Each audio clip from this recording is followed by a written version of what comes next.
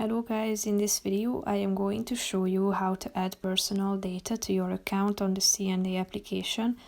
But first I just want to mention, don't forget to subscribe to my channel because at 10,000 subscribers I am going to show you my whole YouTube revenue statistics and growth strategy, how to make money online. So let's jump into it.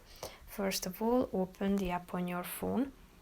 After that, tap on the My Account button down below in the right side corner of the screen, and then click on My Profile and My Personal Data.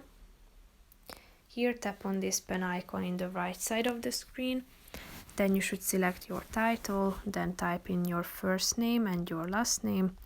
Then your email address should be added, as well as the street name, then the number, the country, the postal code, then the name of the city, then add your phone number as well as your birth date.